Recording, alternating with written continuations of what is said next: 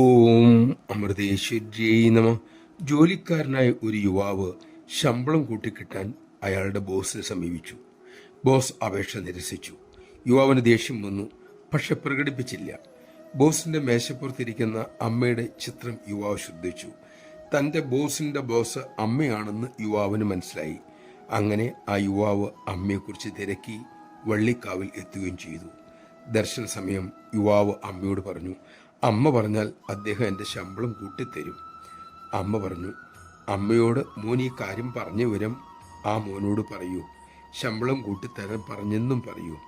ഇനി ആ മോൻ വരുമ്പോൾ അമ്മയും പറയാം.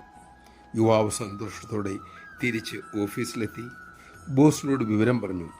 അദ്ദേഹം പറഞ്ഞു, ഞാൻ അമ്മയോട് പോയി നേരിട്ട് സംസാരിച്ചു കൊള്ളാം. യുവാവ് പ്രതീക്ഷയോടെ കാത്തിരുന്നു.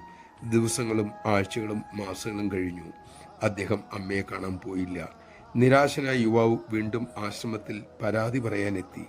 തൻ്റെ ബോസിന് അമ്മയോട് ബഹുമാനമില്ലെന്നും ആ ഭക്തിയൊക്കെ കപടവുമാണെന്നും അമ്മയോട് അറിയിക്കണം. ഇതിനായിരുന്നു അദ്ദേഹത്തിൻ്റെ വരവ്. അയാൾ ദർശന ക്യൂവിൽ നിന്നു. അമ്മ ഇടയ്ക്കിടയ്ക്ക് ആ യുവാനെ നോക്കി പുഞ്ചിരിച്ചു കൊണ്ടിരുന്നു.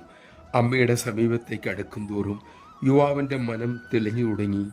ദേഷ്യം മറഞ്ഞു, ശാന്തി ഉദിച്ചു.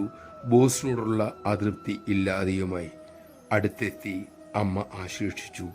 എന്തു വേണം മോനെ എന്ന് തിരക്കി. യുവാവ് പറഞ്ഞുപോയി, അമ്മേ, എന്നിവിടെ നിർത്താൻ അനുവദിക്കുമോ? എനിക്കൊന്നും വേണ്ട.